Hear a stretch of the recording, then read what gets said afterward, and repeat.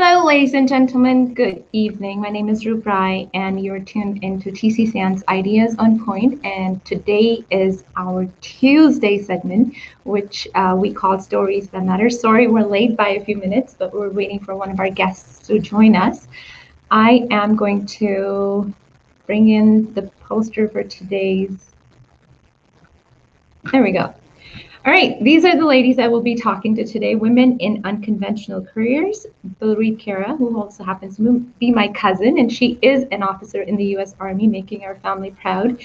And of course, my dear friend, Randev, who is a vice president in Luxuria Homes. We'll be speaking to them. I've been wanting to bring strong women onto the show for a very long time, forever. Actually, that's what my plan was, that I need to start off with strong, unconventional women in the first episode, but it didn't happen. But I didn't have to think very long and hard when I was thinking of who to invite.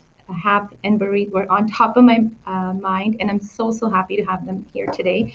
But before I bring them in, I wanted to, like we mentioned yesterday, we're going to be doing our community updates every single day, our local community updates. I'm looking for the banner down under for the community updates.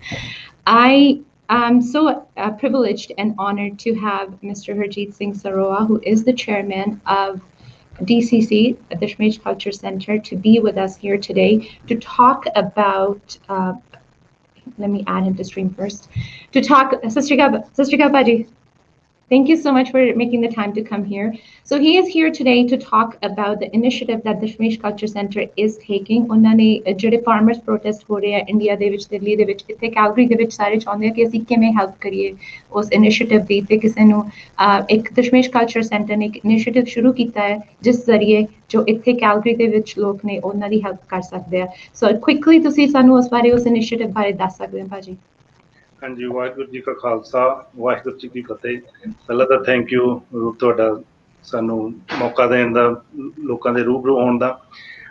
ਜਿੱਦਾਂ ਸਾਰਿਆਂ ਨੂੰ ਪਤਾ ਹੈਗਾ ਆ, ਉੱਥੇ ਕਿਸਾਨ ਅੰਦੋਲਨ ਚੱਲ ਰਿਹਾ ਹੈਗਾ ਆ ਇੰਡੀਆ ਦੇ ਵਿੱਚ। ਕਾਫੀ ਜਿਹੜੇ ਪੂਰੇ ਇੰਡੀਆ ਲੈਵਲ ਦੇ ਕਿਸਾਨ ਇਕੱਠੇ ਹੋ ਕੇ ਉਹ ਗਵਰਨਮੈਂਟ ਦੇ ਜਿਹੜੇ 3 ਬਿੱਲ ਸੀਗੇ ਉਹਨਾਂ ਦੇ ਵਾਸਤੇ ਉਹ ਪ੍ਰੋਟੈਸਟ ਕਰ ਰਹੇ ਆ ਵੀ ਉਹ ਬਿੱਲ ਵਾਪਸ ਲੈ ਜਾਣ। ਉਹਦੇ ਲਈ ਇੱਥੇ ਆਪਣੇ ਕਾਫੀ ਰੈਲੀਜ਼ ਵੀ ਹੋਈਆਂ ਹੈਗੀਆਂ। ਅੱਗੇ ਦਸ਼ਮੇਸ਼ ਕਲਚਰ ਸੈਂਟਰ ਵੱਲੋਂ ਵੀ ਕੀਤੀ ਗਈ ਸੀ ਕੋਸ਼ਿਸ਼, ਉਹਨਾਂ ਨਾਲ ਰਲ ਕੇ ਰੈਲੀ ਵੀ ਕੀਤੀ ਗਈ ਸੀਗੀ। ਪਰ ਕਾਫੀ ਟਾਈਮ ਤੋਂ ਜਿਹੜੇ ਆਮ ਪਬਲਿਕ ਸੀਗੀ ਉਹ ਚਾਹੁੰਦੇ ਸੀਗੇ ਵੀ ਆਪਾਂ ਉੱਥੇ ਪਿੱਛੇ ਬੈਕ ਕਿਸੇ ਤਰ੍ਹਾਂ ਸਪੋਰਟ ਕਰੀਏ ਉਹਨਾਂ ਦੀ।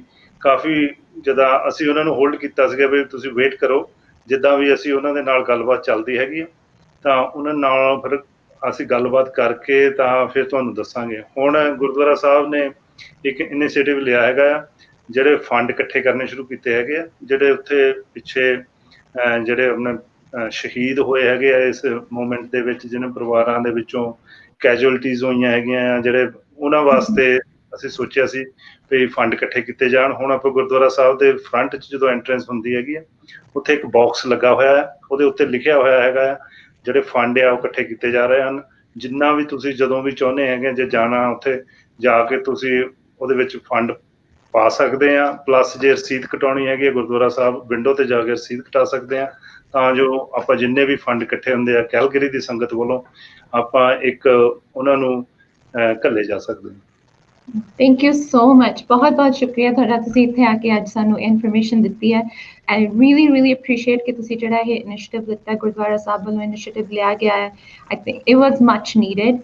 So thank you so much. ਅੱਗੇ ਚੱਲਦੇ ਵੀ ਕੋਈ ਨਾ ਕੋਈ ਜੋ ਕੁਝ ਤੁਸੀਂ ਚੰਗਾ ਕੰਮ ਕਰਦੇ ਰਹੋਗੇ, I think ਇਹ ਕਮੇਟੀ ਬਹੁਤ ਵਧੀਆ ਕੰਮ ਕਰ ਰਹੀ ਹੈ। ਜੋ ਵੀ ਵਧੀਆ ਕੰਮ ਕਰਦੇ ਰਹੋਗੇ ਪਲੀਜ਼ ਸਾਡੇ ਨਾਲ ਸ਼ੇਅਰ ਕਰਦੇ ਰਹੋ। Thank you. Thank you. Thanks. Waheguru ji ਕਾ ਖਾਲਸਾ, ਵਾਹਿਗੁਰੂ ਜੀ ਕਾ ਖਾਲਸਾ, ਵਾਹਿਗੁਰੂ ਜੀ ਕੀ ਫਤਿਹ। And that was our local community update. Thank you once again to the Dashmesh Culture Center for the great work that they are doing in our community of Calgary. And now we're going to add to the stream my beautiful cousin, Balreet Cara, and my friend Randev. I'm going to unmute their mics. Hi, ladies. Welcome so much to the show today. And this is going to be a very casual conversation.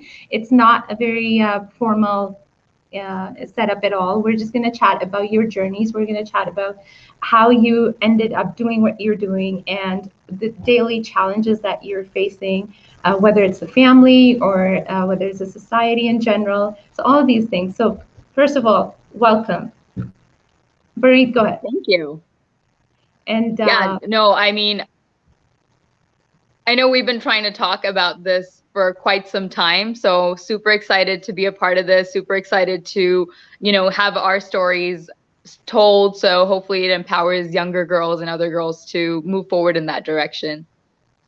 Just to briefly introduce, I'm going to let you talk about what your role in Army is. I know you're an officer, but can you tell a little bit about what your role in Army is? Oh, U.S. Army. Yes. So like Roop said, my name is Balreet Cara. I am a young lieutenant in the U.S. Army, but I've been in the service for 14 years. So before I commissioned as an officer, I was actually enlisted. So I was a staff sergeant for 14 years. I served as a medic.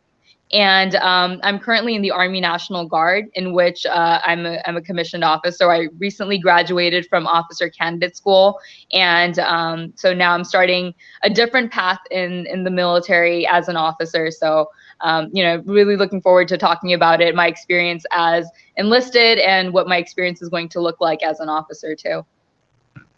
It makes me so proud just listening to your talk, because I remember you as a baby almost. I remember you growing up, and this is a new phase of Balreet that I get to see, and I'm so proud of you. Just wanted to let you know.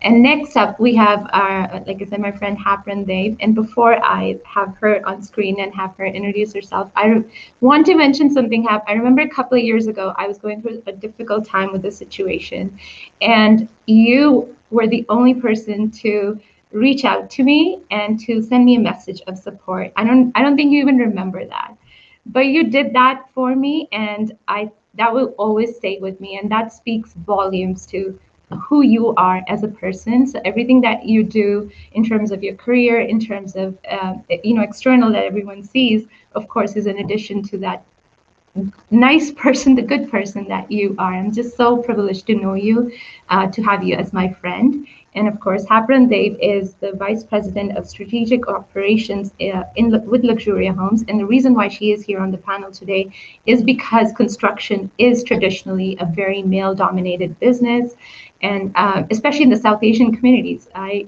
don't think I see any other women in that business. So thank you, Hap, for making the time for being here today. Thanks so much for having me, Roop. I do remember that time, you know, I'm glad to hear that it was so meaningful. And you know, I do remember it, and I remember thinking, oh, I have to send her a message, because what you were trying to do was a very nice thing, and I just wanted you to, you know, keep the faith and not change from doing those nice things because of one incident.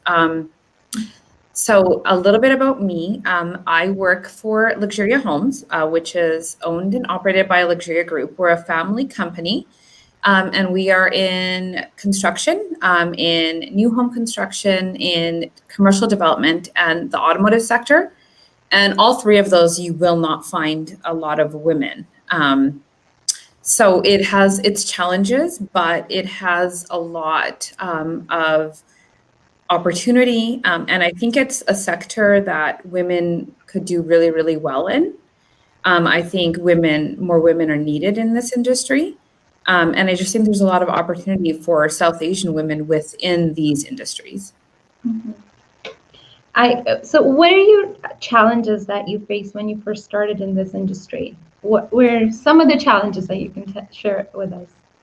Actually, when I was thinking about, you know, what would I talk about? Like, what were my challenges as a woman? One incident comes to mind, and it happened to my sister, because the company was actually started by my dad, and two partners who then went on to do different things. But my sister originally worked for my father, and I don't know if you've met my dad, Roop, but it's like working for the Devil Wears Prada times 20. Like, so all of our dads. That's all of our dads. Yeah. Oh yeah, like there's like no logic, no reasoning. But my sister used to work for my dad, and my brother at the time must have been 12, and my sister was 24. And I remember one of her jobs was doing some scheduling with subcontractors. A lot of them were South Asian. So my sister would call and be like, okay, we need you at this house for this. We were doing less houses then. And I remember the trades would say, can you give it to your brother? Mm-hmm. We just want to talk to your brother because just to make sure that you're telling us the correct information. My sister's a 24-year-old university graduate, and then there's my 12-year-old brother. Mm-hmm. And then you just remember that, my brother Gurjyot, and then who's now the CEO. So he's done really well. But I remember thinking, oh my God, they would rather talk to this 12-year-old just because of his gender than my sister. So that is one of the challenges, is just being taken seriously, for people to really understand that you do know what you're talking about, and that you have the authority to make those decisions. Mm-hmm. I've experienced that too, in radio as well as politics, is when I would be doing a show and my co-host at the time would say exactly the same things that I am saying. I would get phone calls at a later time saying, oh, you have a beautiful voice. And he would get phone calls saying, oh, the content was amazing, or you're so intelligent, or you're so smart. And when I was a producer and I'm creating the content, I'm telling him what to say, but he gets phone calls which are starkly different from what I received, or the messages that I received. It was constantly about how my voice was really nice, how it looked really good. And it was never, no one really takes you seriously. And it's even when in political events, you go to political events, people look at around, like when you walk into a place, they look around you, behind you. Is there someone, someone else that's supposed to be coming with you, or someone of more significance who needs to be there? And unfortunately, it kind of tends to be like that in our South Asian communities too. A lot of women politicians do have their families behind them, or their brothers, or their fathers, and that's how things have been. But I'm glad women like yourself are making those changes. I'm going to come back to Balreet now. How did you? I remember when you enlisted, or it was like you were in high school. You just graduated from high school when you first joined the army. Right.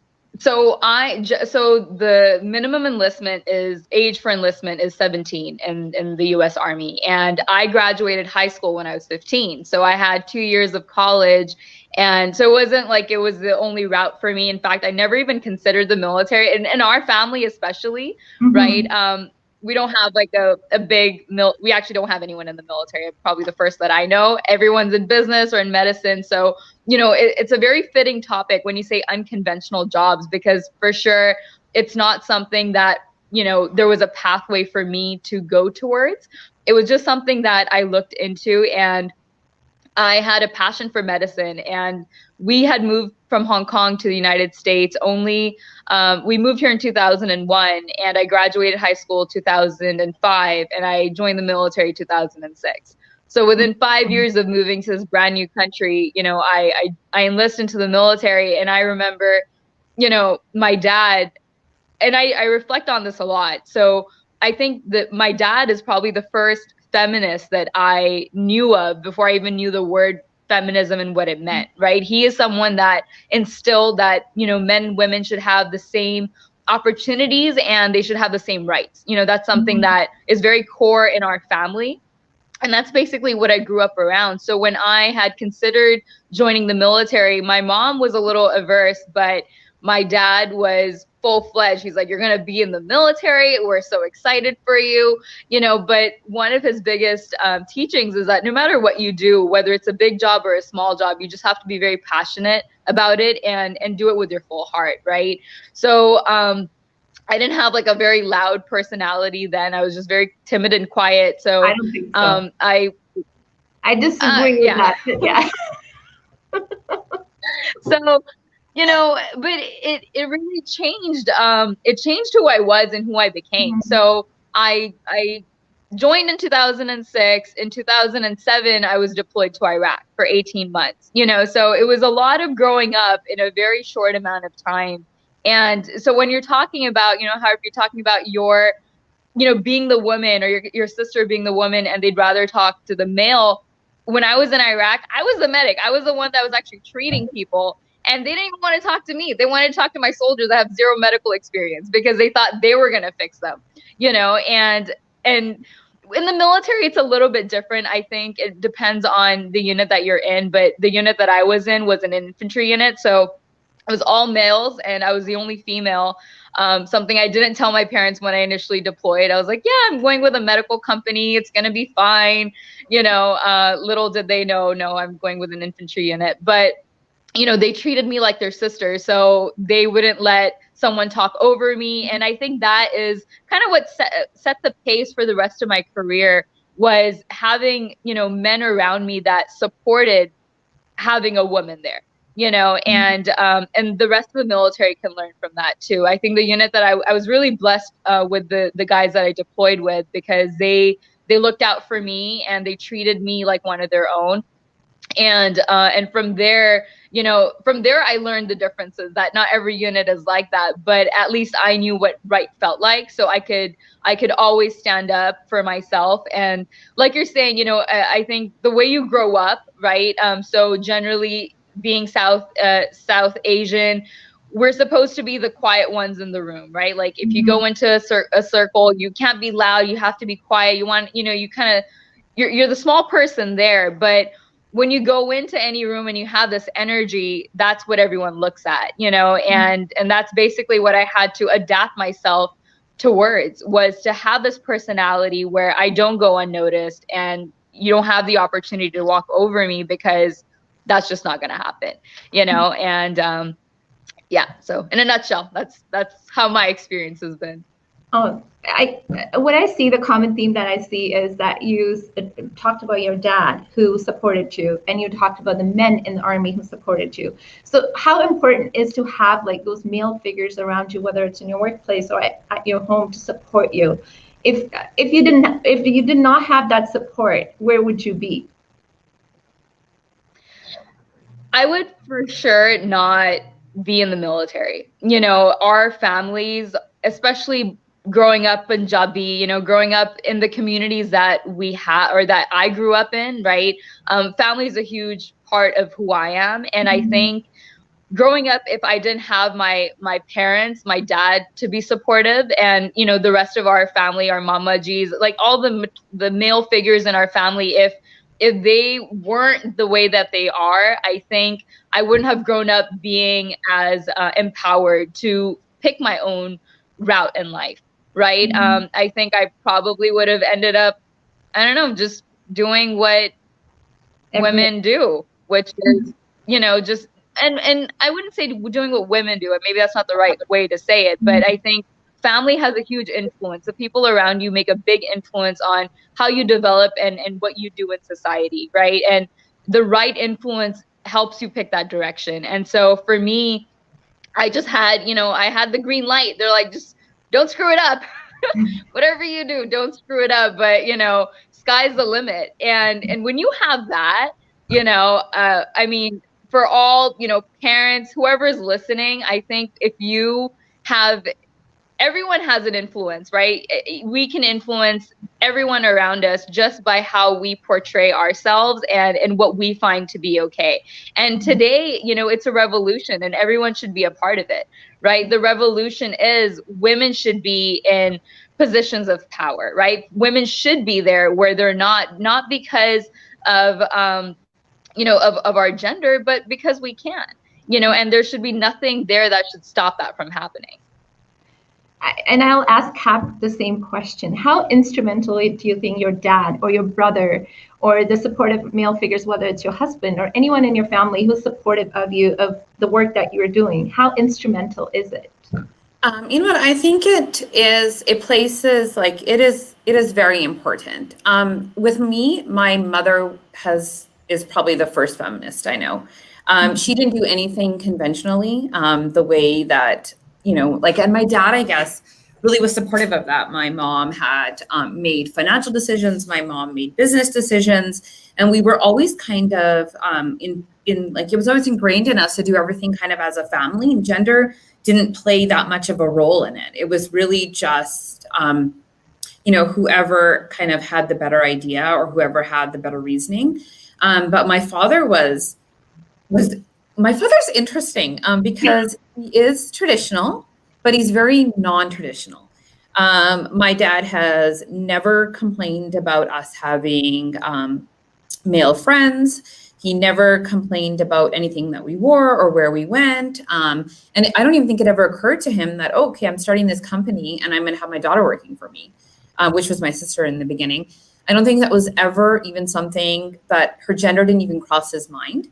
So I would say to young girls, you know, if you don't have that figure of, because I don't think everyone does have a family that's, you know, so progressive in that way. Find yourself a man that is supportive. When you are finding a spouse, make sure that he is equally supportive of your career as he is of his own. And I have done so well with that. My husband is amazing. He's so supportive. He is so egalitarian. I work really long hours sometimes, and I have 4 children. So there's a lot of child rearing that he picks up the slack for. And he comes from a traditional background as well. He's Sikh, Punjabi. So it's something he's learned. It's not something that was taught to him, but it's something he just intrinsically has learned. And it's such a good example for my sons. I have 3 sons and then I have a daughter, and such a good example for my daughter. But yeah, I think I've always had feminist men in my life, starting from my dad. My mom is, and then of course my brother. I work hand in hand with my brother, and majority of the people that work at our company are men, and they're amazing. Like, you know, I think it does certain things you have to do. Like, I think, like you were saying, Roop, sometimes you're saying the exact same thing and you have to say it a little bit differently. So I feel that sometimes I'm a lot more aggressive because you're kind of like, okay, I said it nice and no one listened. So I feel like I'm a lot more aggressive. Like, my brother can speak very softly and get the same thing done. And I have to come in there like 100% aggressive, 100% of the time. Like, you know, and I've noticed that that is something that I have. I think I have like a more of a masculine energy now because I work with men and work in an industry dominated by men. But I don't know if that's necessarily a bad thing. I think it serves me well. But there's of course, sorry, I didn't mean to cut you off. There's of course labeling as well, right? Like, when a woman speaks louder, when a woman is aggressive, then she is, I don't want to say the word on live, but you know what I'm referring to. But when a man speaks in an aggressive tone, he's a leader. And I think that's something that all of us do go through. My question, next question would be on evolution. Like, you've been, Balreet, you've been in Army for how many years did you say? 17? 14 now. 14 years. Oh, that's been 14 years. Wow. Yeah, so you've been in the Army for 14 years, and you've been doing this for a very long time as well. So have you seen any evolution of the men that are coming in touch with you? Like, if there's any, you know, way they interact with you, is it changing over time? I would say definitely. There is such a big difference than there was, I would say, even 10 years ago. I think now people have realized, even in these industries, that it's more, I think it's become more of a meritocracy. So if you know what you're talking about and you go in there prepared, and you're not scared, I think that's one thing that you really can't be, is you cannot be, construction in general is not for the timid, because people are a little bit more rough around the edges. So if you go in there scared, or if you go in there not prepared, I do think then, you know, they're going to eat you alive. But if you are aware of what you're doing, you are, you know, you are practiced, you are prepared and knowledgeable and not timid, the response is different. And I think 10 years ago, none of those factors would have mattered. They would have seen your gender first. So I do think there has been a slow, progressive change. Oh, that's good to hear. Balreet? So for the military, it's a little bit different. We have a rank structure, right? So sometimes even if the person doesn't respect you, they have to respect the rank. So in 14 years, naturally, I progressed up in rank. But I would say on a personal level, you know, exactly what Hop said. When you have that experience, when you walk into a room and you are knowledgeable, and the way you speak and the way you portray yourself makes a huge difference. And I think that's really what most men look at, right? They want, if you don't want to be intimidating, but you want to be confident, right? And confidence is so threatening for people, and if you have that level of confidence, in a way, that is what is respectable, right? If you have good morals and you have good ethics, naturally, it doesn't matter who's underneath you, men or women, transgender, doesn't matter, right? You are going to be that leader that everyone's going to listen to. So in my experience, it's been that way. I have learned to I've learned to talk in a way where it's not super aggressive. I've learned to talk in a way where I can get my point across without needing to yell. And I've had to do that in situations where I have to raise my voice, but then I notice the men never raise their voice. So why should I have to change myself, right? So, and the thing is that now, and obviously a lot of changes start from top down, right? So when you see women in leadership, when you see women in positions of power at the top, that is what becomes normal. And once we start normalizing that, once we start seeing more women in as generals, the first female general for an infantry division was in California, Major General Yeager, and she, just a super influential woman. She's a pilot, and she's someone that I look up to. And when I saw her get her commission, or not her commissioning, sorry, but when she became Major General, that is what I looked at, and that's what I felt. That is who I want to be. That is my goal. So hopefully, younger girls, men and women, they look at us and say, okay, I want, my sister, my mom, whoever's around me, I want them to be in that position. So, yeah, the military is changing. It's developing, and it's not just with men and women. It's with other, the male, female, transgender, lesbian. I mean, there's just so much happening in America, and it's hard to keep up with. But as long as we're open to change, that's really what's important, especially in the South Asian community, right? Like to expect our parents to change.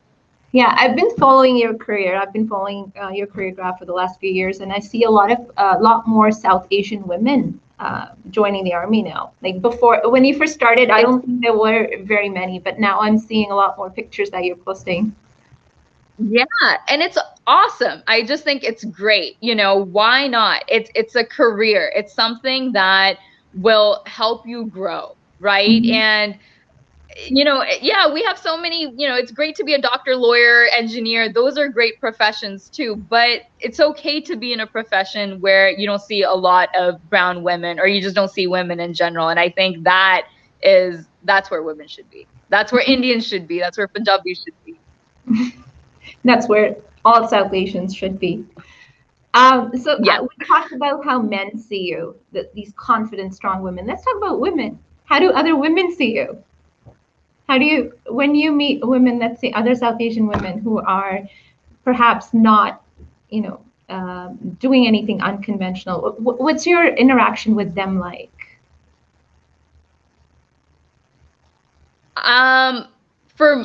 In my friend circle, everyone is, they love it. They're very supportive, because I think I also surround myself with very strong women, so I look at them and I take that energy from my friends and from other individuals that are influential. I like to read books on people that have made a difference, and that's what I surround myself with. But my mom's a homemaker, right? We know plenty of women that aren't career oriented, but they're working, they're raising their families, and there's nothing wrong with that, right? Like I said, as long as you commit your heart towards something, whatever it is, it's not necessarily something that money doesn't bring you, or a job is not going to bring you that happiness. So I think in general, the military is it's a career field that not many women, South Asian or not, just don't go into. And I think by talking to me and realizing that I'm still normal, I'm still Balreet underneath the uniform. It's been good. It's been good. Yeah. And what do you think? I know you said your mom is the biggest feminist you know. And I know my mom, is. She's amazing. But I have just the most supportive friends. And I find that majority of the women that I meet are really supportive. And it's just nice, to be able to be doing something, and I find that a lot of my friends have different careers, but they're all accomplished. They're all doing something that they're passionate about. So it's nice to be able to do something that maybe is a little bit different, but to have that like tribe of women to constantly help you. And I think it's important because it helps you be bolder, to make those choices. I think the one thing that was the biggest struggle for me is I have 4 children. So I have a 9-year-old, a 7-year-old, a 5-year-old, and a 3-year-old. And I have worked constantly. I don't think I've taken a maternity leave. I remember after my third child was born, I went back to work about 11 days after. And it's the tribe of women that have allowed me to do that. My mom helped. My mother-in-law is great at sending food. I have some really nice sister-in-laws who are always willing to watch my kids. And I think that's one thing that is really important. I think that when you get to a spot where people are asking how you got there, it's important to be truthful and it's important to be honest. Mm-hmm. And I think that sometimes with the South Asian culture, people don't want to say they have a nanny. They don't want to say, oh, I work all these hours, or I don't really cook a lot.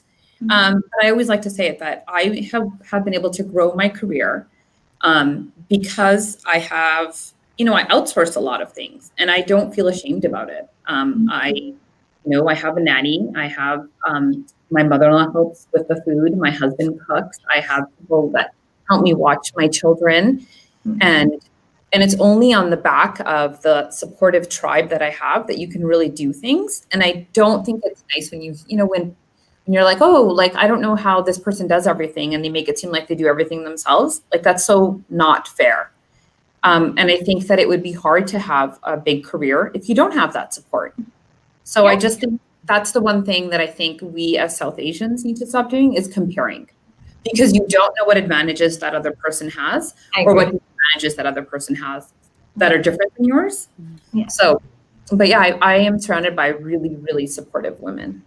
I think, and that's exactly what I wanted to talk to you about. That's why I meant to ask this question, is because we talk about the role of men in supporting us. But I think there's this tribe of women who are supporting us too. My mom cooks for me. My mom takes care of my daughter when I need her help. And I remember when I was door knocking, this was a couple of years ago in 2016, clearly this gentleman, he came to the door and he said, how can you afford to door knock? Or how can you afford to be outside of your house at all odd hours? And my wife, we only have one child and she doesn't have any time. And I spent like the next 5 minutes talking to him about it. Like, it's because you are not supporting her. It's because you are not helping her out. It's because, there is no one there to fill in for the time that she's out taking care of other business. Like, she has to be there all the time. She has to put food on the table. When he comes back home from his work, she has to have fresh home cooked meal on the table. But that needs to, I think, change that mentality of men wanting things done the way it has traditionally happened over the course of generations. And then, this has consistently happened throughout my career when people have reached out to me. They've been asking me, how do you do this? How do you get out of the house? How are you outside the house? Well, because my husband takes care of my daughter. My mom helps me. My mom takes care of my daughter when needed. I think that is a very important point that you may have. Thank you so much for that. I have a couple of questions for you ladies. What inspired you to enter the business construction field? Well, my dad started our company in the early 2000s. So it was kind of something that, we were doing for a while. And I had actually gotten married and worked in marketing I worked in national strategy for an accounting firm. And then I was pregnant with my second son, my second child, and I was put on bed rest. And at that point, my brother was working with the company as well, but we were working a lot of hours, but It hadn't grown to that level. I remember we once sat down, and my brother is very young, but very, very motivated. He's one of the hardest working people I know. Honestly, the guy works like 24 hours a day. So I remember we sat down and we talked about like, hey, if we work as hard as we work for other people and really just gear down, we can probably really make something of this. Like we can do something where this could be like a legacy. So that's what we did. We just worked like with blinders on. And it was a lot of struggles. I mean, it's not so glamorous. At one point it was my brother and myself. And we were doing, I think, 25 or 30 houses. We literally did everything. I did sales, I did operations. We did like the QCs. My brother ran all the sites. But it's been really fruitful. And we've now grown to, I think we're going to do 200,000 square feet of commercial development, over 100 homes this year.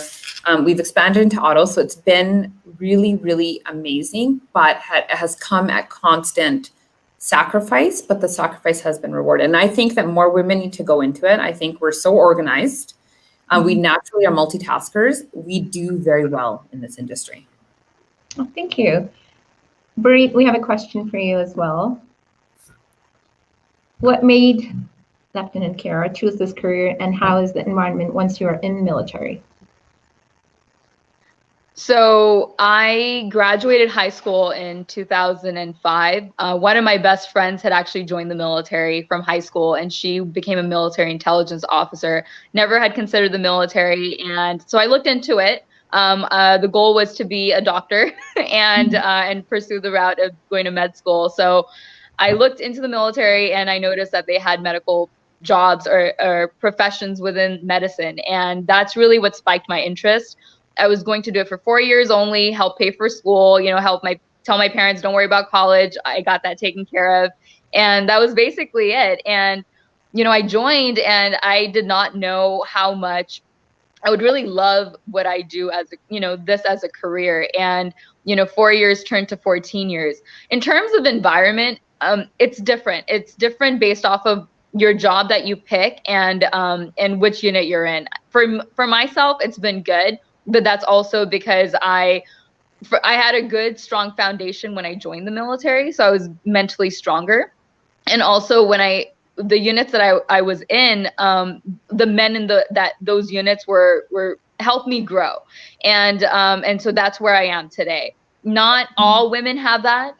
I know there's women that join certain units, they're not treated fairly. There's a lot of struggle in some units, right? And that's something that the military is working on. It's consistently something that we're going to be working on. And the thing is that it shouldn't make women averse to joining. I think that's why we need more women to join. There needs to be more voice, standing up for us in the career field of the military, police. I mean, just any sort of, civil service, women should be in that. And one last question. I'm graduating high school this year. Do you have any advice for finding my passion and choosing a fit career? I believe she means a career that fits her. Who wants to go first? How do you choose a career? Oh, I can go ahead. You know what? You are so young. You have so much time ahead of you. I would branch out, really figure out what it is that you like and get to know yourself. And the one thing, a man is not a plan. So you know what? Focus on your school, focus on your studies. Do not get sidetracked by all of that nonsense.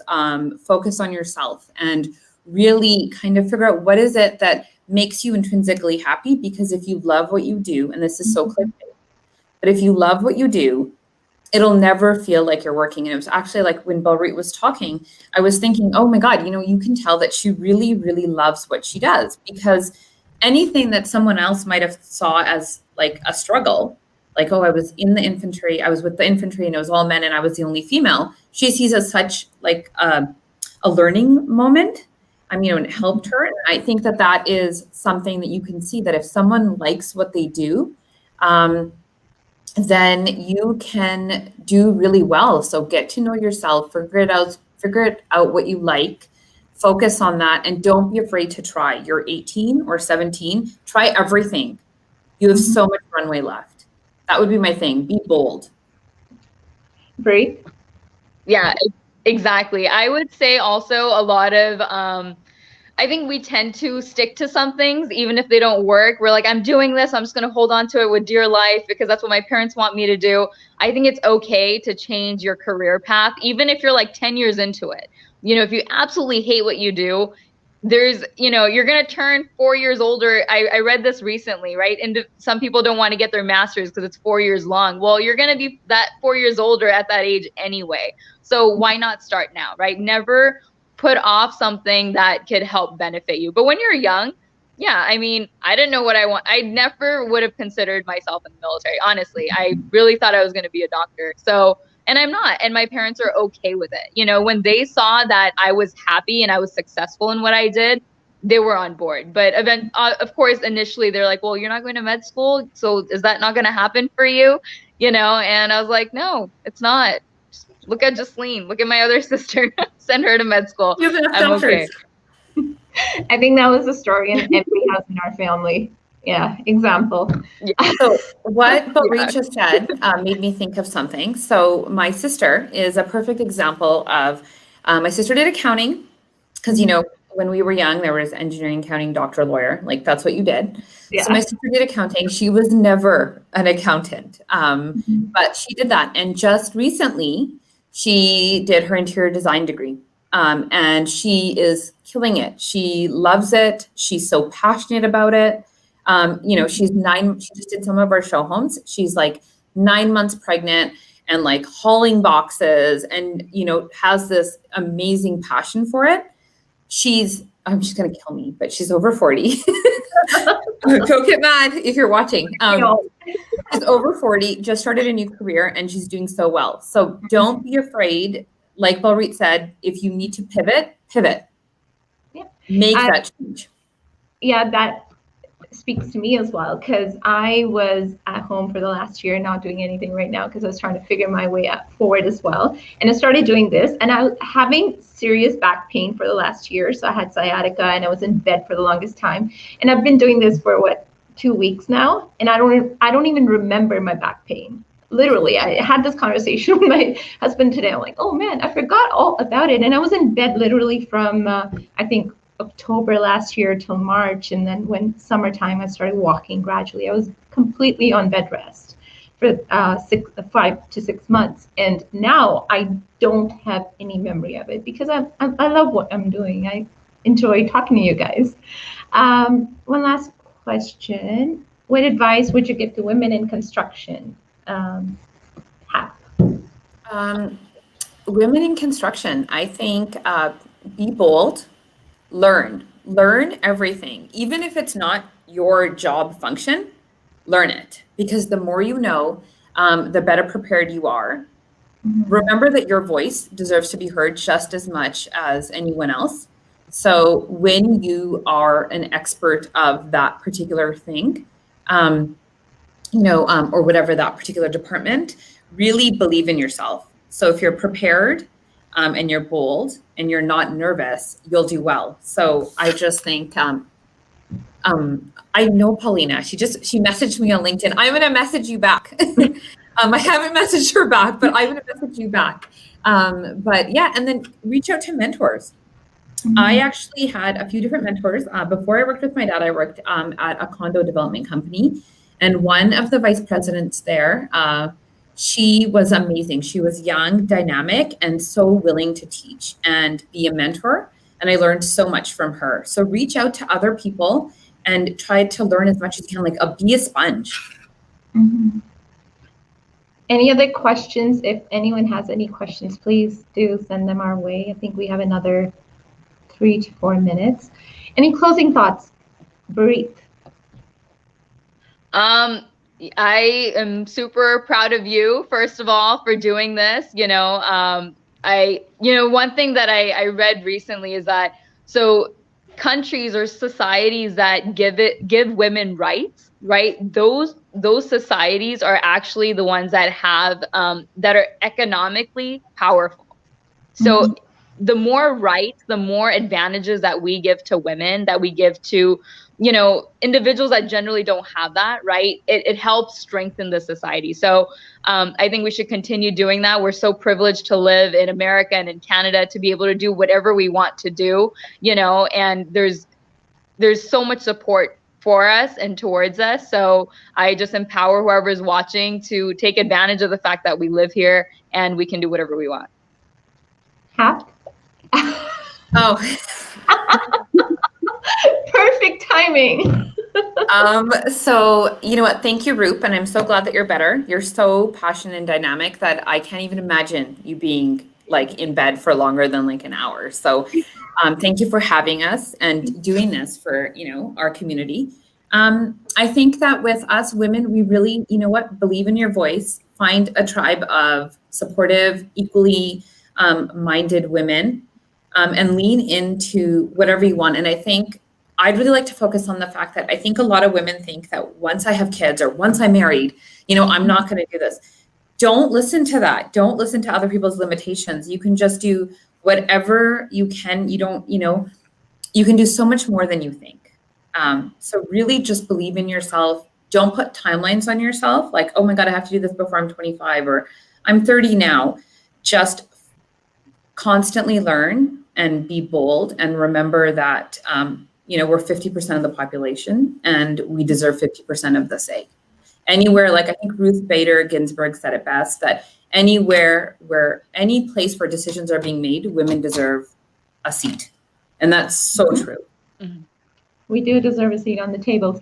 Hap, who is your favorite sibling? You need to answer that. I love them all. So I don't have a favorite. They're so great. I'm so close to my siblings. It is like a sickeningly bizarre, close relationship. So they're my best friends. So I love them both. And they're amazing. I'm Marie, actually, my little sister. And I have the opportunity of knowing one of your siblings quite closely, and he was very helpful in my sister's wedding. Yeah, so, I heard he was really helpful. He was very kind.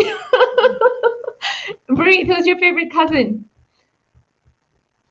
You, of course. Of course. That's all I needed that on record. Awesome. Thank you so much, ladies. Put in the group chat. Yes, you need. I need to just edit that a little bit. Just edit that bit out and put it on. Yeah, it needs to go there. Well, thank you so much. Really, really appreciate you coming on here. And I think it has been a really enlightening and enriching conversation. And I think I'll be bringing you guys back on soon on a different topic. All right, awesome. Thanks so much, Roop. It was so nice hearing your story, Balreet. Hopefully we meet in person soon. If you're ever visiting. Yes. Once the borders open up, of course. Once my brother gets married. Yeah, when your brother gets married. Yeah. So now I just got invited. If Tak is listening, I was invited. Of course. I think he'll invite you guys before he invites Balreet. Okay. I know. Exactly. Really higher chances showing up. Yeah, exactly. It's a pleasure. Thank you so much, guys. All right. Thank you. Bye. Okay.